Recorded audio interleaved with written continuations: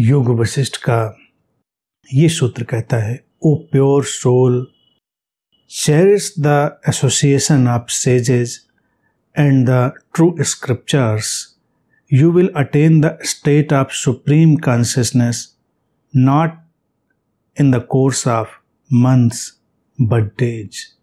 सूत्र कहता है कि ओ पवित्र आत्मा, संतों के साथ का आनंद लो और सच्चे प्रामाणिक शास्त्रों का साथ करो। और अगर इस तरह से चलते हो तो जो परम चैतन्य की स्थिति है वो महीनों में नहीं, दिनों में ही उपलब्ध हो सकती है।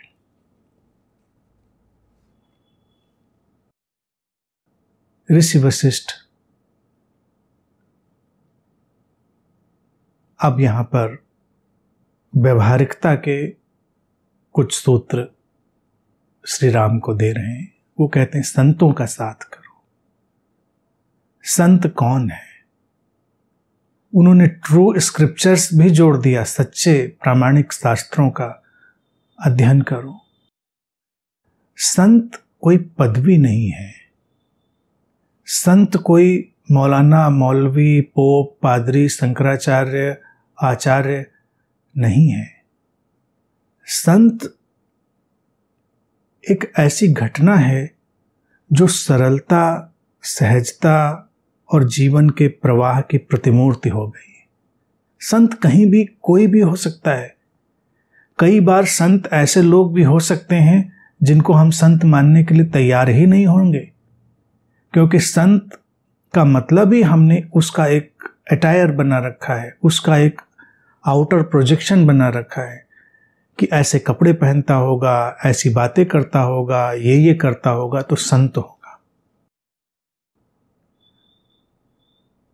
आश्रम भरे पड़े हैं, संतों की भरमार है, लोग जुट रहे हैं उनके आसपास, लेकिन कहां परम चैतन्य का उनके भीतर विस्फोट होता है। सब वैसे का वैसा ही बना रहता है। मूल बात है, पहले सारी बातों को ठीक से समझा गया हो। इतनी यात्रा करने के बाद, इतने सूत्र बोलने के बाद ऋषि वशिष्ठ अब ये बात कह रहे हैं कि संतों का साथ करो, उनका सानिध्य, उन बुद्धों के साथ रहो और प्रामाणिक शास्त्रों का अध्ययन करो, उन शास्त्रों का जो अपने भीतर एक प्रामाणिकता लेकर चलते हैं।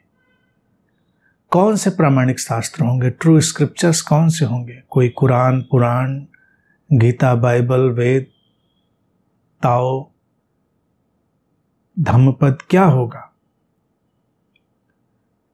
वशिष्ठ का इन बातों से कोई लेना देना नहीं।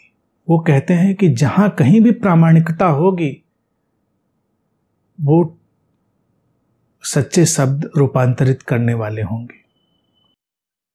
अगर हम किताबें पढ़ने की ही बात करें तो लोग ये सब किताबें तो कब से बाँचते रहें, लेकिन किताबों से वो अपने ही तो अर्थ निकालेंगे,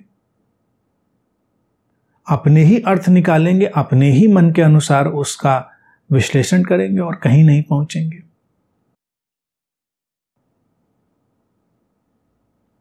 कई लोग बड़ा जोर देते हैं, जो जैसे मान लीजिए हम हिंदू परंपरा में हैं तो अगर उसकी बात देखें तो वहाँ जो भी ग्रंथ हैं संस्कृत में लिखे गए प्राचीन, तो कई लोग जोर देते हैं ओरिजिनल टेक्स्ट पढ़ो।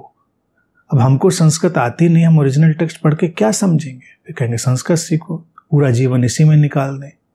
संस्कृत सीखें फिर टेक्स्ट पढ़ें, चलो पढ़ भी लें उसको, तो उसका अर्थ कैसे करेंगे हम? अर्थ तो अपने ही हिसाब से, अपनी ही चित्त दशा के हिसाब से करेंगे।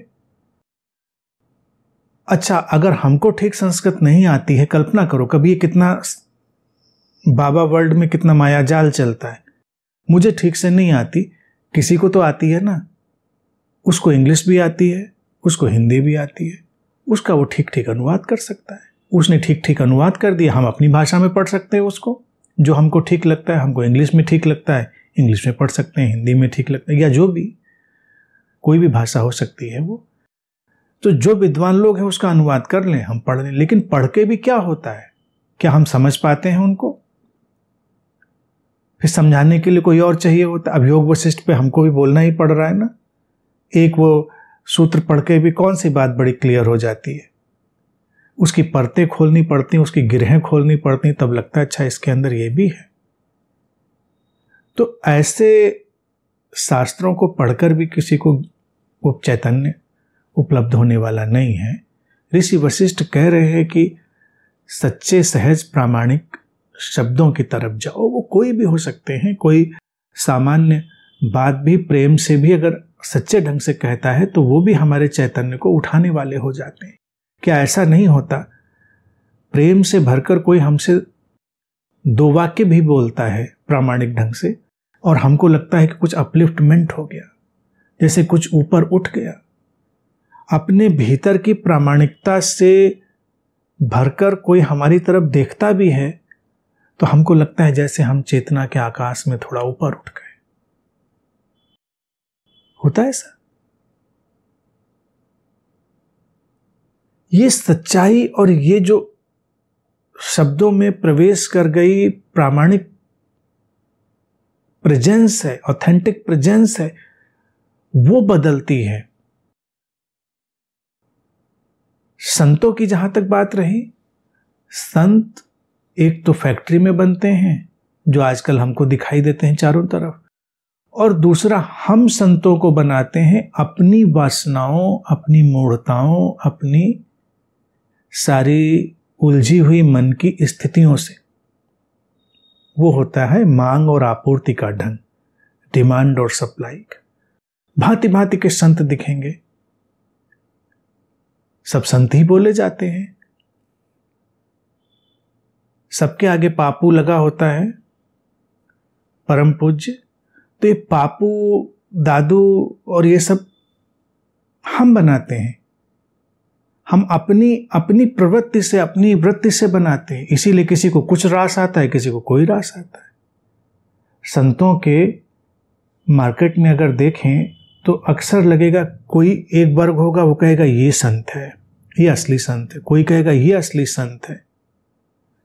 कैसे तय करेंगे हम नहीं तय कर सकते। तो बहुत सारे तथाकथित संतों का निर्माण हमने स्वयं किया होता है, और जिसका निर्माण हमने स्वयं किया होता है वो हमें रूपांतरित तो कभी करने वाला नहीं, वो हमारे ही ढंग से चलेगा। जैसे नेता अपने अनुयायियों के अनुसार ही चलता है, तो ऐसे जो धर्म नेता है वो भी अपने अनुसरण करने वालों के अनुसार ही चलता है। वो कुछ ऐसा अलग नहीं करेगा कि अनुसरण करने वाले छोड़ के भाग जाएं। वो कहेंगे अच्छा संख्या घट गई तो उसको तो वो संख्या बल बढ़ाना है, संख्या बल बढ़ाना है। तो अगर जनता मूर्खता की मांग करती है तो मूर्खता की सप्लाई करेगा, जनता किसी और चीज की मांग करती है वो उस चीज की सप्लाई करेगा, वो यही करता चला जाएगा। तो ऋषि वशिष्ठ जब ये बात कह रहे हैं तो ये बात बड़ी चुनौतीपूर्ण है कि संतों का सानिध्य करो और सच्चे शास्त्रों का, स्क्रिप्चर्स का अध्ययन करो। मैं इसको ऐसे ही देखना चाहूंगा कि जीवन में जो भी सच्चे और प्रामाणिक लोग हैं उनके साथ रहो, उठो बैठो, वो हमको ऊपर खींच लेते हैं। कोई व्यक्ति एक बिजनेसमैन भी है लेकिन सच्चा और प्रामाणिक है, ऑथेंटिक है, उसके अपने कुछ मूल्य हैं, वो भी आपको ऊपर उठा लेगा, आपके लिए संत बन जाएगा।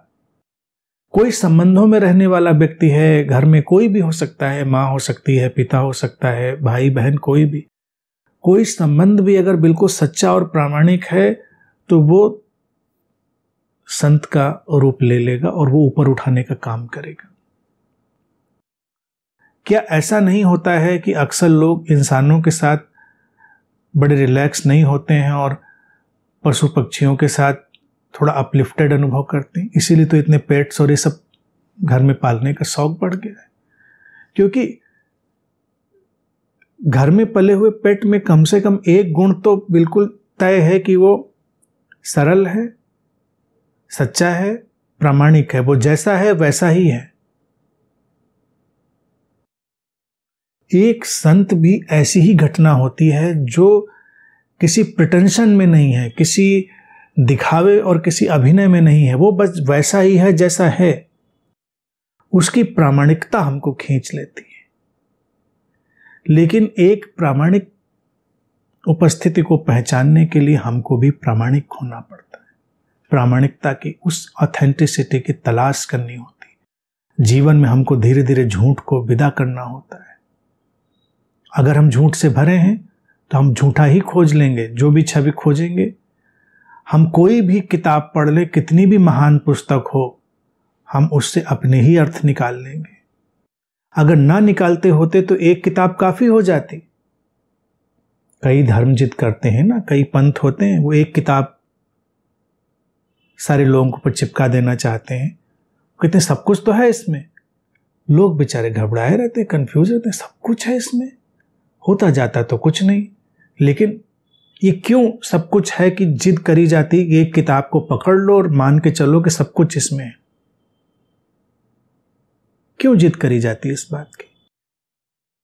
क्योंकि जो ये संगठित व्यवस्था चलाने वाले लोग हैं वो बहुत क्लेवर हैं, चतुर हैं। वो प्रामाणिकता की बात तो जानते नहीं। वो चाहते हैं कि बस थोप दिया जाए लोगों के ऊपर, कोई चीज उनके ऊपर पूरी तरह थोप दी जाए, और बार बार दोहराते दोहराते लोगों को लगने भी लगता है ऐसा। प्रामाणिक शास्त्र वही होता है जो विमर्श के लिए खुला हुआ होता है। और एक ही किताब थोपने वाले लोग ये अच्छे से जानते रहे हैं कि लोग अर्थ तो अपना ही निकालेंगे, या अर्थ निकालने के लिए वो किसी के ऊपर निर्भर होंगे कि अच्छा इसका मतलब ये है। अगर कहीं पर ऐसा कोई शास्त्र पैदा हो गया होता तो मनुष्य तो कब का बदल गया होता, और वो बदला नहीं आज तक, अभी तक, इसलिए क्योंकि ऐसा हो नहीं सकता। तो ऋषि वशिष्ठ जब ये बात कह रहे हैं तो ये बात बड़ी चुनौतीपूर्ण है।